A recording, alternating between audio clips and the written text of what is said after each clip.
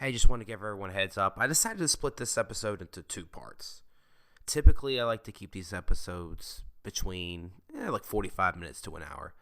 I figured people listening to my voice longer than an hour, you're asking for trouble. This recording we did, it was 2 hours. So I just thought it'd be better to split it up. So this is part one. This episode, we kind of just go over our general thoughts about Star Wars, and we go into the box office. We go into reviews at the time, and we talk about what we actually liked about the movie. So without further ado, here is part one of The Last Jedi. I hope you enjoy.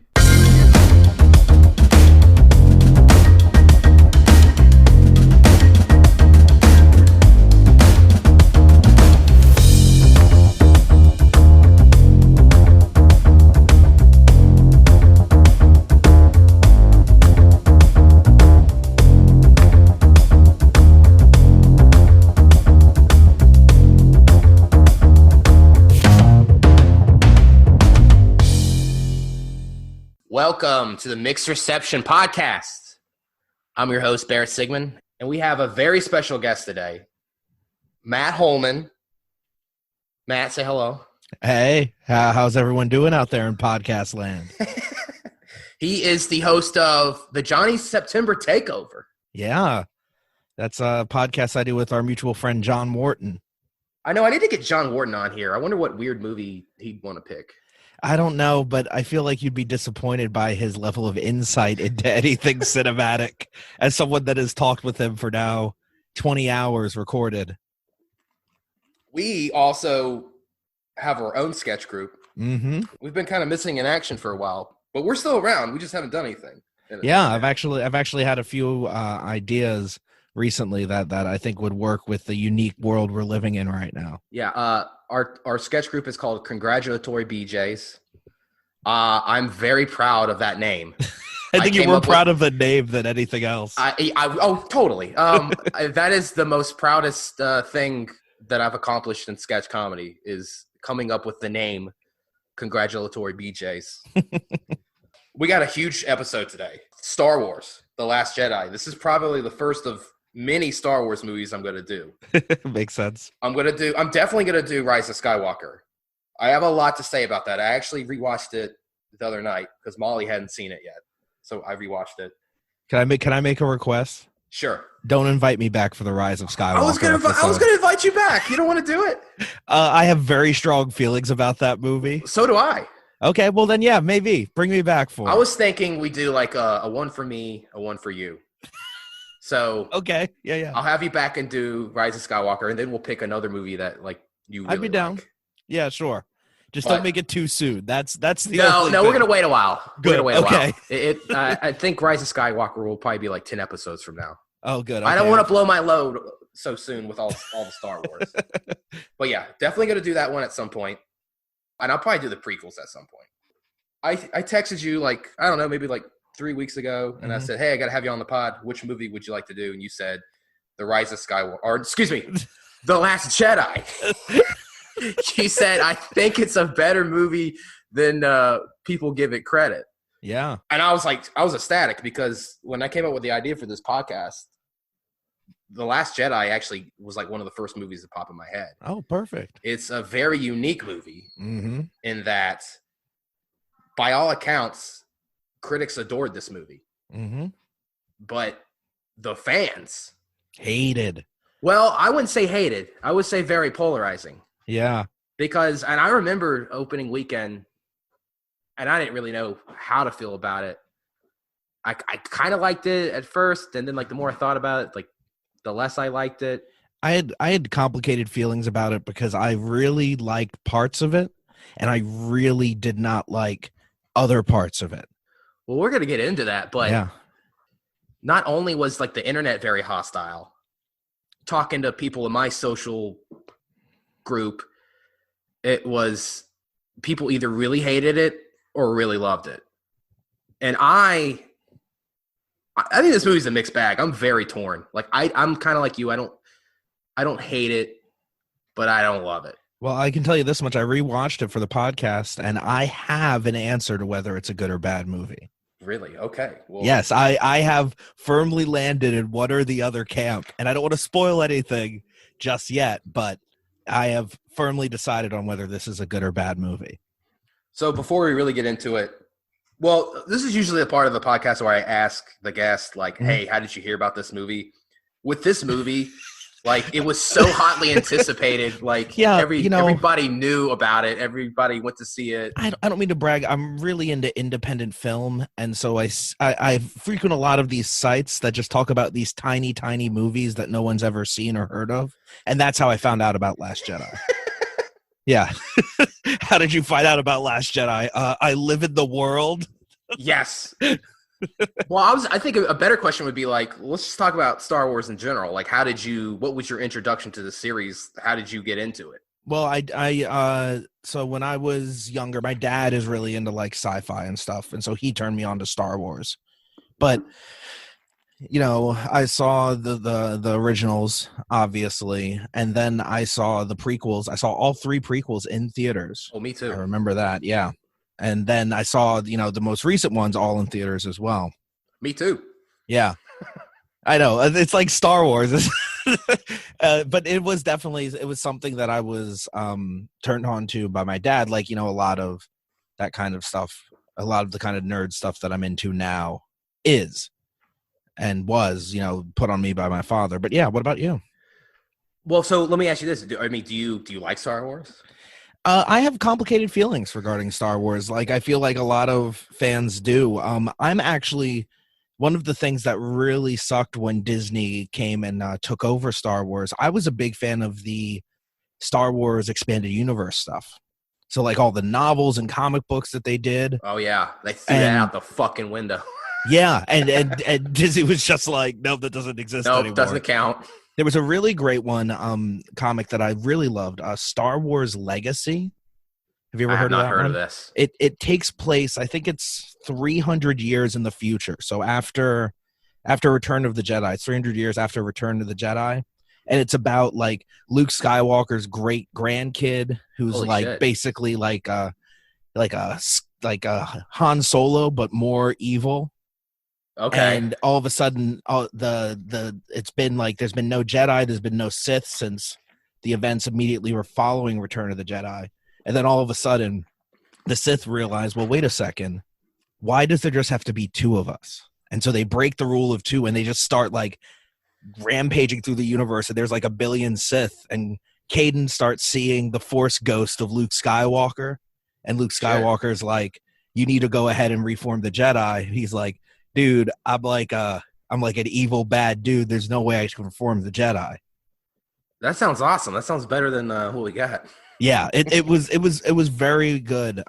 Dark Horse made a lot of those, and it was really good. And then they eventually did a crossover where they literally, like, I can't remember how, through some like Jedi Force magic shit or something, they go and cross over original, prequel, and Star Wars Legacy. They did like this massive years spanning crossover. Yeah, it was a really good book that unfortunately is no longer canon, and they will never make anymore. That is sad. I mean, I know a lot of people I'm not overly familiar with the expanded universe, but I know a lot of people love the Thrawn trilogy. Yeah, yeah, and so much that Disney actually made him a canon character. Yeah, they went back and put him in like Star Wars Rebels or something, which is technically canon. I know Luke had like a wife, like Mara Jade, and they basically fucking threw that out the window. A lot of people liked her. Yeah, she was fun because she was another kind of she was like a bad girl that Luke turned to the light kind of stuff. And she was a sexy redhead too. Yeah.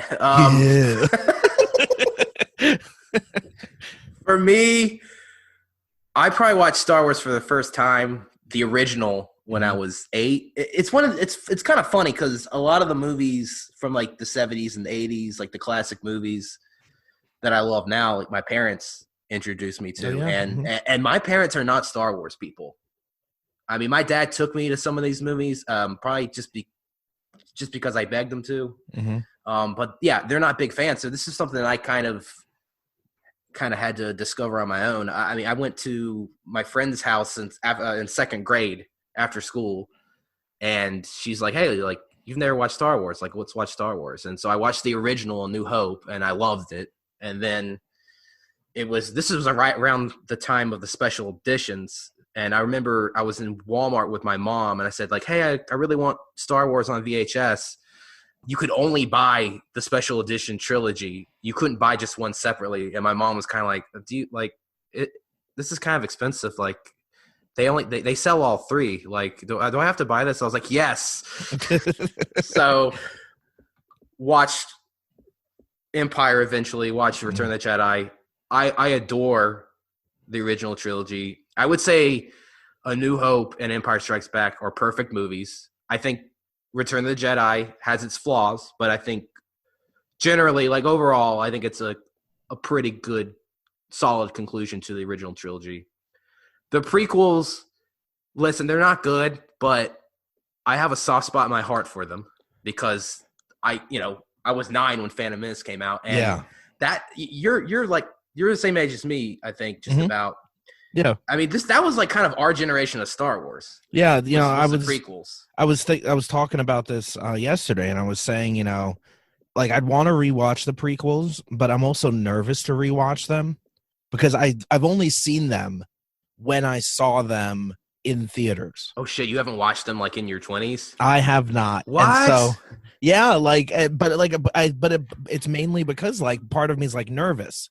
Because, like, I know I get the criticisms and I understand all of that, and they're far from perfect movies, but they are, like, my Star Wars is the prequels. Like, when I was 9 and 10 and growing up, and that was the Star Wars that I saw for the first time. And so I think I may remember them a little more fond than they actually are. I know. I would recommend rewatching them because they're kind of they're fun to make fun of. Okay. I actually think Revenge of the Sith actually is like not a bad movie. I was thinking, and I was talking about this, and one of the things I was thinking about is like each trilogy has someone like the actor that is like the unsung hero of that trilogy. Like if it wasn't for this actor playing this role, like the trilogy wouldn't have worked at all. And for me, I was thinking, and for the prequels, I think it's Ewan McGregor. Oh, I love Ewan McGregor. He's so good in it, and he brings like this really fun quality to Obi-Wan where like he's serious, but then it's also like you see kind of the winky old man that he turns into when he becomes Ben. Yeah, Ewan McGregor is fantastic in the prequel. Well, he does so much with the character beyond the script because I feel like you got Natalie Portman, who I actually think is a good actress. She's terrible in those movies. Yeah. I mean, the script is doing her no favors. Mm-hmm. Hayden Christensen, not a good actor anyway. Yeah. I mean, the script fails him even more. But I think Ewan McGregor is able to, like, I don't know, he's able to, go beyond the script, the shitty script. Yeah. Yeah, he somehow pulled something out of that character that isn't written in there. So you got the prequels. This new trilogy, I think it started off fine, but you know what? I don't know about these next two.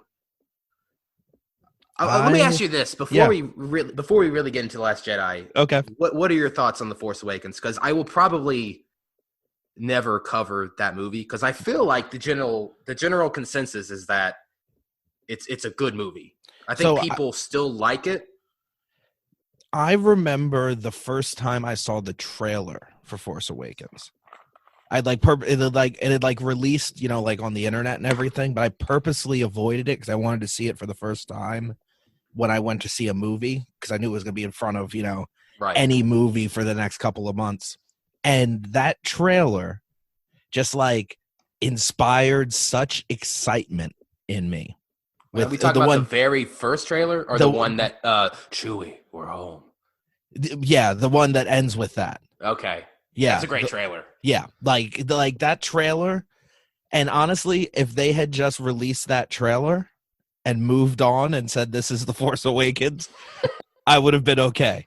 Like that was the thing is like the movie's good, but it is just a rehash of New Hope.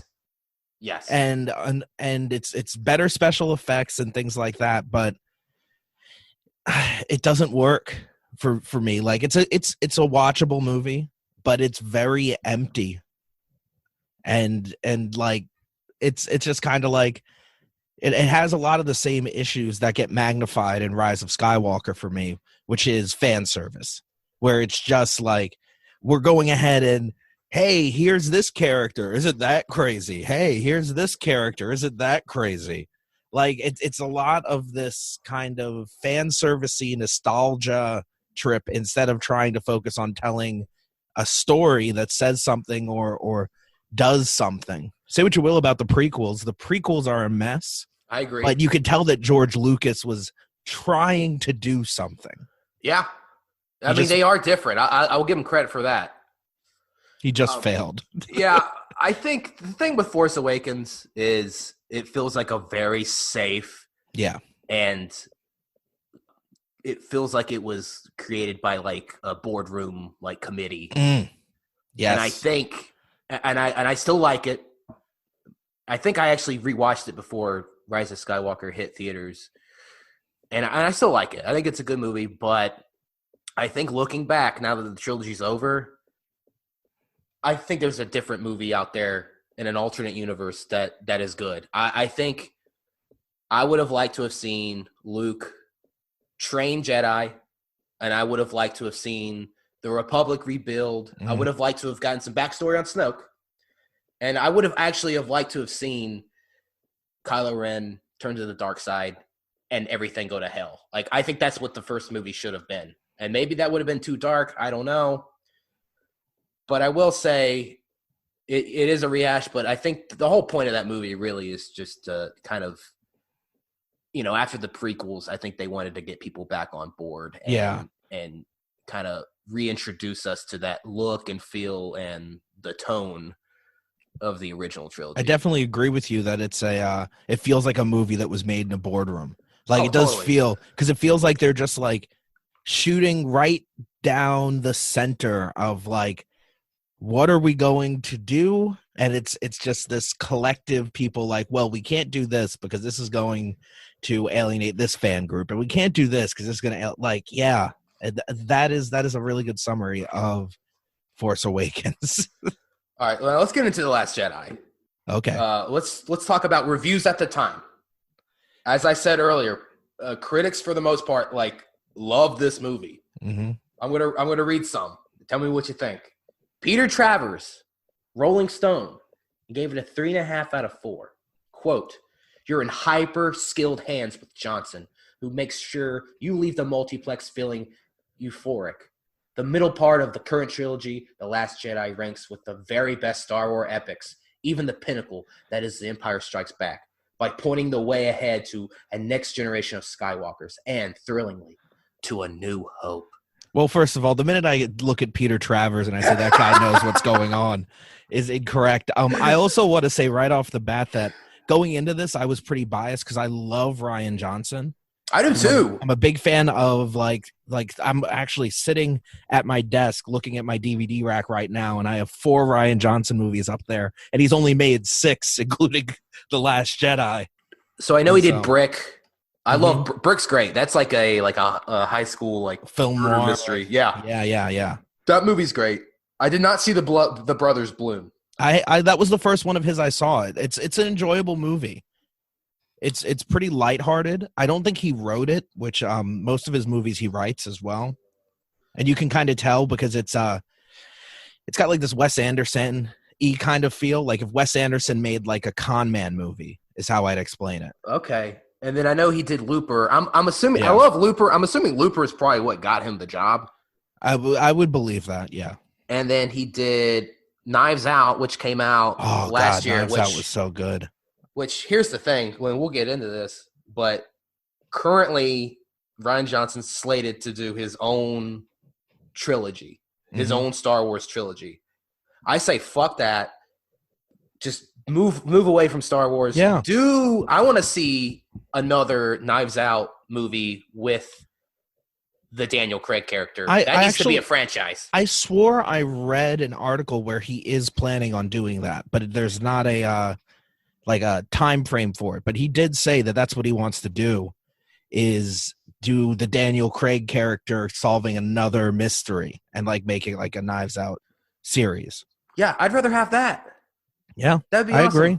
What other movies did he do? Those are like the only ones I know. No, You say he did 6? I might be wrong on that exact number. He also, did you ever watch Breaking Bad? Oh, I know he directed some Breaking Bad episodes. I've actually never finished Breaking Bad. He directed the episode. What was it? Oh, I can't remember what it's called. Hold on, I'm looking it up. Oh, Fly, where Walter just spends. It's a bottle episode where they literally just spend the whole time in the meth lab trying to kill a single fly.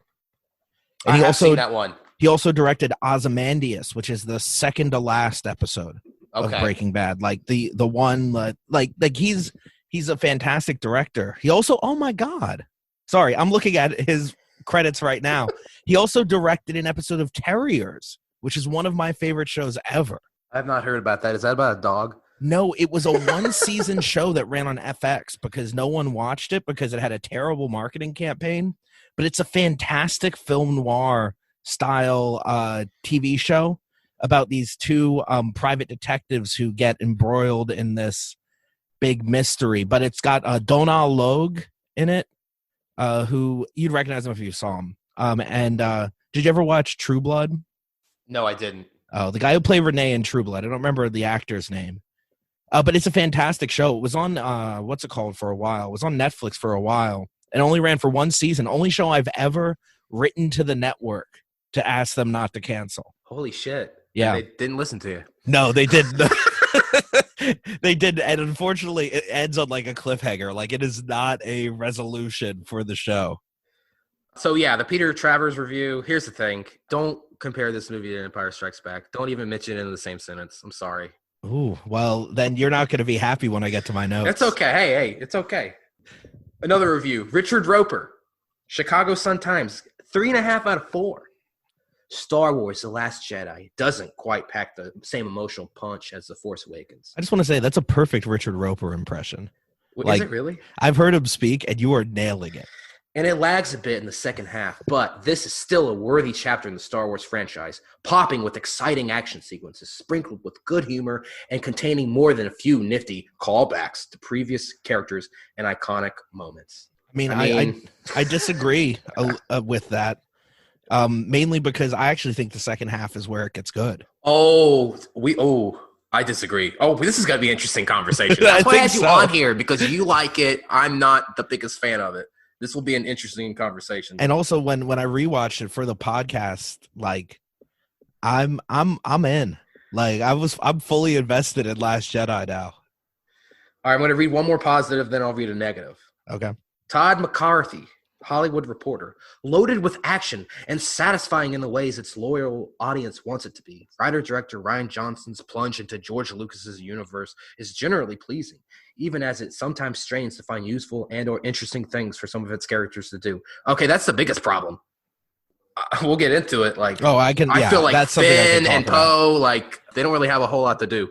One of my favorite moments in this, I know I'm jumping ahead a little, but one of my favorite moments is at the end of the movie when they're all on the ship after Rey has taken everyone out. She lifted the rocks and everyone got away safely. And then Poe turns to her and goes, "Hi, I'm Poe." And she goes, "I'm Rey." And then I realize, oh yeah, they haven't met yet. We've watched 2 movies that have both of these characters in them, and they have not met. Yeah. Oh, yeah. We're going to get into that. I'm going to read a negative review. Owen Gleiberman, Variety. He criticized the film for being too derivative of the past movies by saying that it's now repeating things that have already been repeated. The Rebels up against it plot, with our heroes worn down to the nub of their fighting spirit, feels like a rehash of what we went through a year ago in Rogue One, and the attempts to echo the look and mood and darkening design of The Empire Strikes Back now make it clear that this new trilogy is an official monument to nostalgia. I agree 100%. I think this was kind of, really Force Awakens. Well, here's the thing with Force Awakens. Like, it is a rehash, but it was one of those things where it's like, I get it. Basically get people back on board. And this movie, I feel like, needed to be more of its own thing, go in a different direction. Well, what this movie does is it goes and it takes a lot of the moments from Empire Strikes Back and then twists them. Like, that's what it does is it goes and it takes it, there's like stuff in this that when I watched it this time that I caught that I'm like, this is just taking something from Empire Strikes Back, but then going and saying, well, what if we go left instead of go right? Yeah, I agree. Rotten Tomatoes, basically, critics 91%. I mean, critics really love this movie. Mm-hmm. Metacritic 85. It's not bad. Now, the audience score on Rotten Tomatoes. Can I guess? Hold on. Sure. Yes. 21%. 43. Oh, okay. 43. Metacritic user score 4.4. Wow. Consensus: Star Wars: The Last Jedi honors the saga's rich legacy while adding some surprising twists and delivering all the emotion-rich action fans could hope for. I mean, I don't agree with that. IMDb 7.0. Mm-hmm. So, okay. Yeah. But basically, I feel like if you look at most Star Wars movies on IMDb, they probably fall in that area. There's a pretty big disconnect between the critics and audiences. And even if you don't put much stock into Rotten Tomatoes and mm-hmm. Metacritic, like I said before, I feel like just talking to people in person and going on Twitter, mm-hmm. it just seems like a lot of people either loved it or hated it. Hated it, yeah. Box office. Actually, box office is interesting because I have a point to prove with this. So the budget was $317 million. It was probably one of the highest, the most expensive movies ever made. Yeah. So in the United States, it made 620, which is pretty good. Mm-hmm. Worldwide, 1.3 billion. Mm-hmm. It had the second highest opening weekend at the time. Did 220 in its opening weekend. I'm sure the only thing that like passed that after it was Rise of Skywalker, probably. Oh, actually, no. Oh, wow. Rise of Skywalker did worse, but that's for another episode. Oh, yeah. Okay. Yeah. It was the highest grossing film of 2017. Seventh highest grossing film of all time in the U.S. at the time. Holy crap. Ninth highest grossing film of all time worldwide at the time. Now, here's the thing. The Force Awakens did $936 million in the United States. It's the highest grossing movie in the United States. Wow. Of all time. I don't think anything will ever beat it. Endgame didn't beat it. Yeah, that 900, holy cow. Yeah. Worldwide, it made basically $2 billion, 2.06. Okay. It had 248 million opening weekend in the U.S. That was the highest grossing weekend at the time. Mm-hmm. Endgame beat it. Third highest grossing film worldwide at the time. So here's the thing. Last Jedi did really well. Yeah. There's no doubt about that. But it did a lot less than Force Awakens. People just weren't going to see this again and again and again like they were Force Awakens. I really think people were really like torn on this movie. Well, I think what it boils down to is, I think about the amount of people I know that have not seen like any Star Wars movie but saw Force Awakens, and it's like a pretty high amount. Like there was a good amount of people that I know that have not seen or maybe just seen like one of the other movies that went and saw Force Awakens in theaters. And I think that has to do with why that was so big, is it's Star Wars. It looks like it's going to be like good. And then you see Force Awakens, and I think some people probably left saying, okay, that was a movie and it was Star Wars and it had the Star Wars stuff, but it didn't really get me jazzed for whatever's coming next. Well, yeah, I remember my dad even went to see Force Awakens. Like, yeah. You're right. Like, that was an event. Like, yeah. Everybody knew about it. Everybody wanted to see it. Mm-hmm. I think The Last Jedi, like, a third, like, less than Force Awakens. So that's, mm-hmm. I mean, I don't think anyone was expecting it to make more money, but, like, that's a pretty big drop-off. Yeah, I agree. And I really just think they weren't going back to the theater. I mean, because I saw Force Awakens like 3 times in the theater. Wow. I saw it twice opening weekend. I saw it opening night. Oh my God. And then I just went again that weekend just by myself to see it. And then I went with my dad and my sisters. Last Jedi I only saw once. I was just like, I don't want to go back and see it again. Yeah, I only saw Force Awakens once, but I don't really rewatch movies, especially in theaters. I can't think of a time I've ever done that. I will say I don't either, but a movie I really, really like, I will see it a couple of times in the theaters, but like 3 times is rare. Yeah. The only other movie I saw 3 times in the theater, and it wasn't because I liked it, was Spider-Man 3. Because I worked at the movie theater. The first time I saw it, they gave us like a special employee-only screening. Okay. And then my friend wanted to see it, so I had to see it again. Okay. I could get in for free, mind you. And then I took my dad to see it. But yeah, I think that was like the only other movie I've seen 3 times. Force Awakens, 3 times I saw it. All right, so let's go into the notes. I basically just I wrote down what I liked and what I didn't like. I'll go over what I liked first. Okay. I'll put the opening battle. The opening battle is actually pretty good. Mm-hmm. I agree. I think it's very suspenseful. I like how, I guess it's Rose's sister. We find out that's Paige Tico is her name. Oh, I didn't even know her name. Damn. Yeah, I have something I want to bring up about her, and that's why I made a note of her name. But I think this is a nice battle. I mean, I like when she falls down and she has to kick the thing so the detonator can fall down, so she can grab it and then press, detonate it. I guess they're trying to blow up that huge super Star Destroyer. But that stuff's really good. What's your thing on Paige? So, it kind of relates to the themes that are actually coming across the whole movie. One of the things that they talk about in the movie, and they literally, Luke literally says that the Force does not belong to the Jedis, and throughout this movie, you see instances of people who are Force sensitive and things like that aren't Jedis, like Finn and Broom Boy at the end, and all of that. Oh, fucking Broom Boy, we'll get into that. Oh, I love Broom Boy.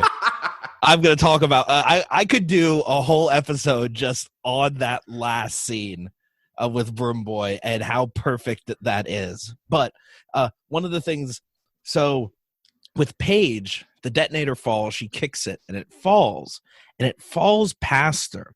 And there's this weird shot where it looks like it's basically frozen in air, and then she reaches for it.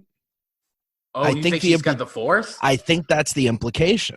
Oh, I didn't even notice that. Yeah, so because it goes and it falls after she kicks it, and it falls past her, and then she grabs it.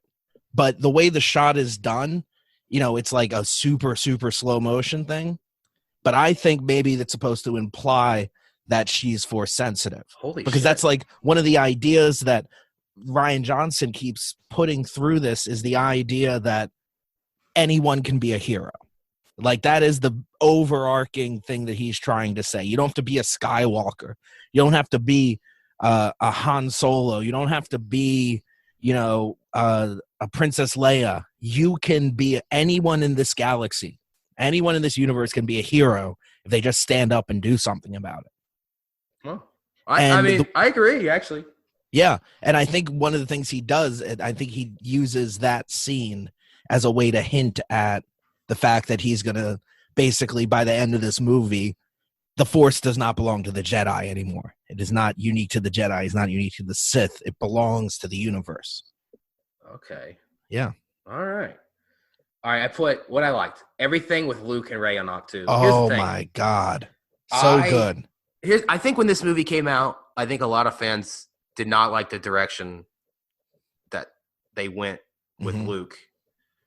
And I know Mark Hamill didn't, which we'll get into in trivia. Mark Hamill hated what they did with Luke. I think that's the most interesting part of the movie. I agree. Actually, yeah. I like how he's just done with it. I mean, he's just like this depressed man who's just given up. He shut himself off from the Force. Mm-hmm. I like that.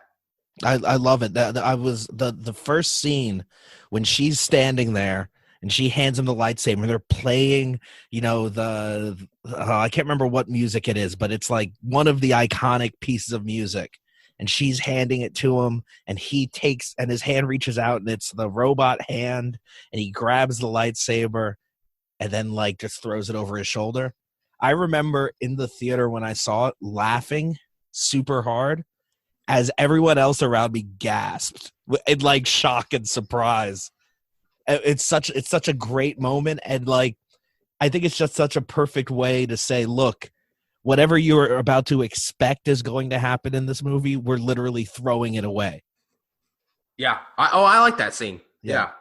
I also put the scene where Rey is following Luke, and he's kind of like, she's like watching his daily routine. He's like catching fish, and then the milk. I put love the milk scene. He's like milking this fucking big old creature, and like it's got this big old titty, and I would just love blue milk in his little like water, like his little water bottle, and then he like sips it, and like the look on his face is like. Argh.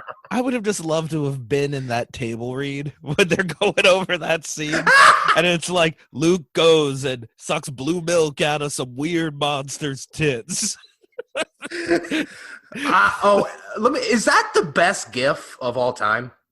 It's gotta be like the like just him, like just the look on his face. I don't know.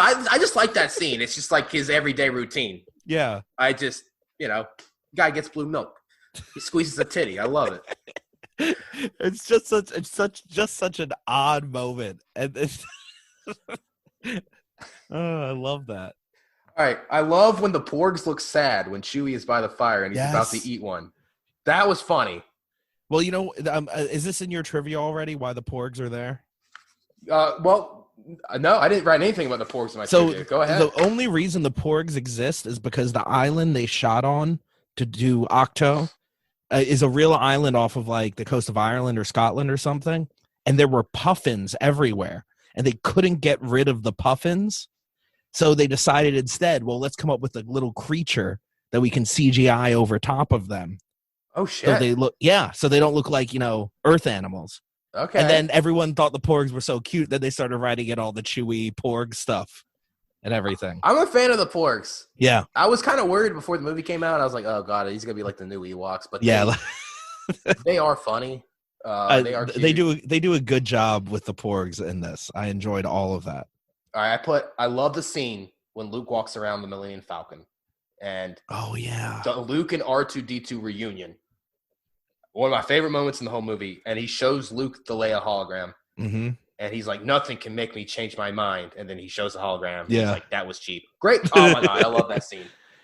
That was the first scene when I was rewatching it this time that I noticed. One of the things that I think really stands out with Rian Johnson in comparison to J.J. Abrams, who directed the first and the last one. J.J. Abrams is not a visually minded director. So he doesn't like pay attention to how to like compose shots beside kind of very basic stuff. And the shot when Luke is sitting in the Millennium Falcon and they like do this, there's just like this one shot and they pull back and he's lit by all the consoles and everything like that. It's like this really naturalistic thing and it's beautiful. Oh yeah. There were like 3 or 4 shots in the movie like that where I was like, oh, yeah, Rian Johnson does care so much more about visuals than J.J. Abrams does. I will say I do think visually this movie looks better. Yeah. I mean, the cinematography is... fantastic. Yeah. I put the Force bond between Kylo Ren and Rey. Like, they're, like, talking to each other through the Force, and, like, they can see each other. Yeah. I don't like a lot of the new Force powers in this movie, which we'll fucking get into, but that was the one that I did think was actually cool. I like that. There was. I think that was the reason why J.J. Abrams. That's like the only thing he kept from Rise of Skywalker. That's not the only thing he kept. We'll get into that. Fucking Force ghosts can have powers. Ooh, we're gonna get into that. That's in my what I didn't like. Oh wow. Okay. Luke decided to give Rey 3 lessons on why the Jedi need to end, and I like the idea that the legacy of the Jedi is failure. Yeah. I that was just kind of like, oh wow, like maybe the Jedi suck. Yeah, well, the thing about it is that the series, the central tenets of the Jedi and the Sith and Force and everything have never accurately been portrayed. So it's like the Jedi are like, look, we're going to do peace, but we have to do peace by removal of emotion. And so then what that leads to is them being ineffectual. Like you can't be a warrior for justice and not care about being a warrior for justice. Yeah. And so, like, yeah, it makes sense. You know, I wrote that it's a series about wasted potential. Yeah. That's all that it is, you know, and it's all about failure. It's all about that. Makes sense. This is a funny scene I put. I love when Rey puts her hand out to feel the Force and Luke touches it with a blade of grass. And he's like, oh my God, I can feel the Force. Do you feel it? Do you feel it?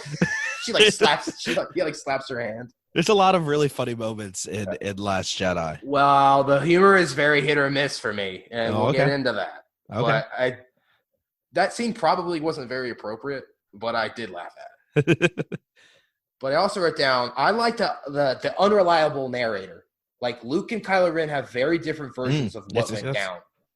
And for Luke, he basically tells Rey, like, well, he turned on me. And then Kylo Ren was like, oh, well, he tried to kill me when he sensed my power. And they're vastly different versions of what went down. And really, it's kind of a combination of both. Yeah. Like, Luke sensed darkness in Kylo Ren.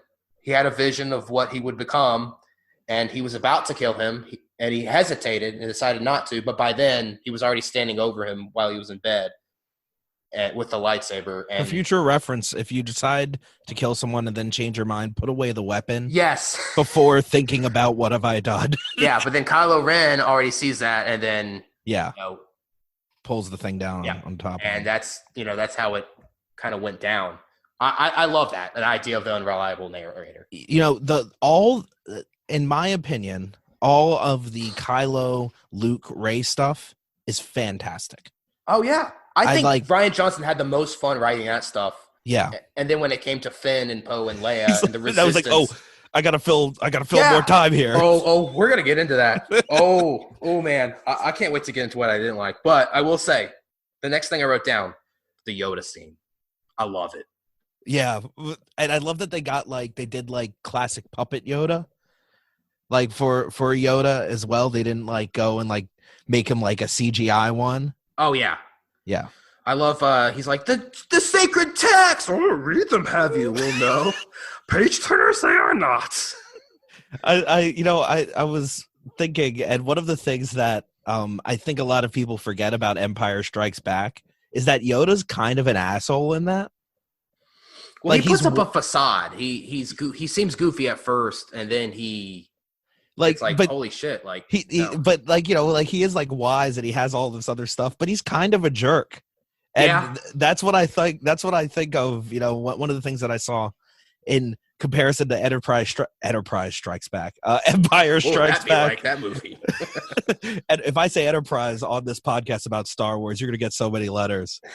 I already get so many letters, because I have such a huge podcast. I know, yeah, and people are still sending you letters apparently instead of emails. One of the things that I think people forget about Empire Strikes Back is Yoda is a bit of an asshole, and so Luke is kind of just taking that to another level. Like he's just being all asshole the whole time. Yoda basically kind of gives him this pet talk, and he's like, "Look, the greatest teacher is failure." Mm-hmm. And I that's you know what, we're gonna get into it in the categories, but I think that's my quote of the movie. The greatest teacher is failure. I like that scene. I put the throne room scene. Kylo Ren kills Snoke, and he teams up with Rey to kill the guards. I think it's one of my favorite scenes in the whole series. I don't want to get ahead, but you said one of those categories is best scene. That's my best scene. I think that is my best scene. That the whole thing, just everything that happens in there, and then Snoke yes, I can see him igniting the blade and killing the one, and then that fight scene that follows is just everything about that scene is so good. Yeah, I think that is my scene in the movie. The Yoda scene comes close. It's great. That was a genuinely shocking moment in the theater. Yeah, I was just like, whoa, holy shit. I put Holdo, Vice Admiral Holdo. I don't like this character, but when she sacrifices herself. She light speeds the ship straight into the Mega Star Destroyer. It's visually jaw dropping. This was like I literally said "wow" in the theater. Yeah, that visually is so good. I have stuff to say about Holdo as well. We're gonna get into it. I put Crate. I like that planet. I like the look of it. Mm-hmm. I like all the red soil and stuff that gets dug up and stuff. I mean, visually very interesting. I put the Luke and Leia reunion. Oh, that's a great scene. Yeah. And he goes and gives her back Han's dice. Yeah. That was touching. It's kind of a bummer that, in Force Awakens, we got a Han and Leia reunion. And then in this movie, we get a Luke and Leia reunion. But we never see all three of them on screen together. Mm-hmm. And Luke and Han don't get a reunion. They don't get a scene together in this trilogy. No. That's a bummer. That was a wasted opportunity. I don't know. I never felt like if you think of like the important bonds in Star Wars, it's Han and Chewie, it's Han and Leia, it's Luke and Leia. It's never really felt like Han and Luke have like this really meaningful bond when you watch the older movies. I think they do. Okay, well, there we go. I don't like on the scale of important bonds. I guess I don't see that. I'll buy that. I don't love the Kylo Ren and Luke confrontation. I don't love the force projection shit, but I will say I think the dialogue is really great. Strike me down and I'll always be with you, just like your father. That's a good quote. Yeah. And then the last thing I wrote, and I don't like how Luke dies in this movie. And we'll get into that. But I do like the shot of him fading away as he looks out at the binary. Oh my God, it's so beautiful. Yeah. So that's what I put for what I liked. Do you have anything to add? So yeah, what I liked, I definitely second the Luke, Rey, Kylo stuff as awesome. I think when we look back on this trilogy, like Ewan McGregor for the prequels, Adam Driver, oh for sure, he's just fantastic. He's the best character in this whole movie. He's actually so good. I don't think I said this, but I wrote down that scene when he has a chance to kill Leia, shoot her on the bridge. Yes. And he hesitates. And I just like this character's complexity. I like how torn he is. Yeah. I was reading an article that was talking about that Kylo Ren is the first portrayal of a true Sith. Saying the idea. So like all the Sith that we've seen are either like calculating and cold, like Darth Vader and Palpatine, or unfortunately haven't been portrayed by a good actor like Hayden Christensen when he was Anakin Skywalker. But like, because all Kylo Ren is emotion, like just dripping emotion, and it's whiny and it can be annoying sometimes. I'm not gonna lie, but he does that so well. Just the heat and the rage and the doubt and all of this just swirling around in him all the time. He's fantastic. I agree. Kylo Ren, Adam Driver is what Anakin should be. Yes, exactly. Yeah. I think that's what they were going for, and they failed tremendously in the prequels. Yeah, between the poor writing and then Hayden Christensen not having the acting chops. Oh, that's just a perfect storm of bad. Yeah, there's a lot happening in the prequels that is not very good.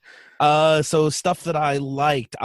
The opening crawl. Whenever I hear the Star Wars music, man, it just always gets me hype. Like I hear the music and it's the sky and the crawl's coming, and like even though I've seen this movie and I know what's going to happen, like I still get like chills when that happens. Yeah. So the other thing that I loved that you did not mention is Broom Boy. Oh God. I could talk about Broom Boy nonstop because what I love the fact that this movie ends with a side character, like the sidest of side characters. Like I love that Rian Johnson was like, hey, this is how we're going to end the movie without any of the main featured characters. So like a part of me loves that, but then a part of me also loves Broom Boy because of the fact that he is the central tenet of the theme that they've been laying out throughout the movie, which is the idea that anyone can be a hero and that the Force belongs to the universe. And just like when he walks out and he force pulls the broom and starts sweeping, and he looks up at the stars. Like there's something about that just reminds me of like us watching Star Wars for the first time. Wow. How And poetic.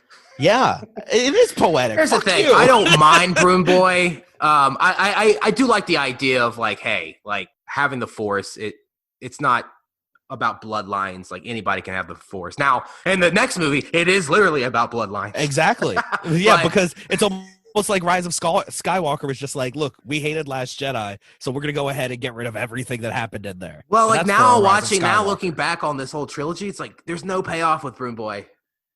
Like there doesn't have to be a payoff. Like that's the thing is yeah, I get what you're saying, but the thing about Broom Boy is it's just supposed to be the idea. It portrays the main idea that Rian Johnson was trying to lay out in this movie, which there's 3 ideas. 2 of them are already said. Anyone can be a hero. The Force belongs to the universe. And then the third idea, oh shoot, I didn't write this down because I thought I knew I'd remember it. The third idea is animal abuse is bad. Oh, okay, hold on. Oh, and the third idea is what we need is hope.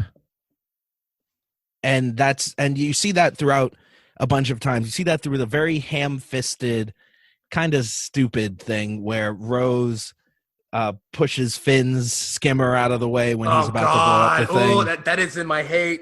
Yeah, that's not a good moment. But then even Luke, has that where he doesn't fight Kylo Ren, but what he does is he sacrifices himself for the galaxy to give that hope, and that's why the kids at the end are acting out the confrontation because they've heard about it because this has now been passed through the galaxy. This story of Luke Skywalker coming back and going and facing down 20 AT-ATs as Kylo Ren tried to kill him and couldn't. And then because of this, the rebellion got away. And it's like, so it's about story. It's about hope. And there was, yeah. And so that's what Broom Boy is. That whole last scene goes ahead and basically summarizes the 3 things that Rian Johnson has spent the past 2 hours trying to build. 2.5. It's a long-ass movie. It is a long movie. 2.5 trying to build, which is, those ideas. And the thing that I remember seeing The Last Jedi, and while the first time I saw it in theaters, I didn't like it as much as I like it now. I remember leaving the theater and thinking, wow, I can't wait to see what they do with this. Because they did nothing. Exactly. But I remember leaving, and I'm like, because these are 3 interesting ideas that kind of like they spit in the face of a lot of the things that Star Wars has put forth. The idea that you have to be a chosen one to save the universe. Yeah. No, I agree. Yeah. And so Broom Boy, I love Broom Boy. Anything else before we move on to dislikes? No. I do like one of the things about Holdo. Once again, like what they do throughout this is they say, okay, here's a Star Wars trope, and what we're gonna do is we're gonna either twist it or kind of just ignore it. And like one of the things, and Holdo literally says this, there's so many instances of dialogue where it feels like they have broken the 4th wall and they're staring at the audience and saying this directly to them. And Holdo says, to Poe Dameron, she's like, you're a hotshot fighter pilot and you're dangerous and I don't like you. And who ends up saving the day in this? Admiral Holdo, the prudent leader more concerned with survival than the hotshot fighter pilot that is just going rogue and trying to get this done, which is a rebuke of everything that is Star Wars related. That's a good point. Yeah, like there's so many. I didn't even think of that. Yeah, when you look at like Han Solo, and you look at even New Hope, Luke goes and they tell him to leave, and he's like, "No, I got this. I'm going to trust the Force," and then he's able to blow up the Death Star.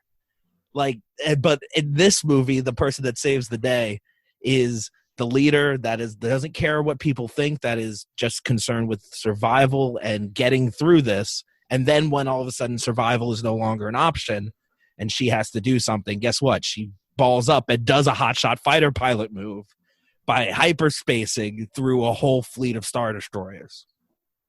Yeah, that's a good point. I think it's also really easy to hate Holdo because Laura Dern plays a lot of inherently unlikable characters. Does she? Like a lot of the stuff I've seen her in, I've liked her, like Blue Velvet and Jurassic Park and Wild and. Well, I'm not saying like you. I don't like her as an actress and things. I think Jurassic Park is one of the few roles where she plays someone that is just supposed to be a likable character. She's likable in Blue Velvet. I haven't seen her do a lot of like unlikable characters. Oh man, then you need to watch Enlightened. Have you ever seen the show Enlightened? Oh, great show. Yeah, I loved it. Yeah, she does kind of play like a. It's been a while, but she kind of plays like kind of a crazy character. You should rewatch it. It's fantastic. I hate that it ended. They only ran for like 2 seasons. Yeah, it only ran for like 2 seasons, but it is fantastic. I rewatched it, and it still holds up so well. But in that, she is she's this woman that comes back and says she's enlightened, but she's unlikable. Like she's not supposed to be a character that you sit and say, oh, this is a good person that has exactly everything going on. Yeah. And so, yeah. And maybe that's just because I love that show so much. It's a little more cemented in my memory than a lot of the other stuff she's done. But there's just something about her. There's just something about her that always just like when she appears on screen, I'm like, I don't know about this character. So that was part 1. Part 2 should be out next week. Next week we'll go over what we didn't like about the movie, and we'll talk some trivia and give our final thoughts. Thanks for listening.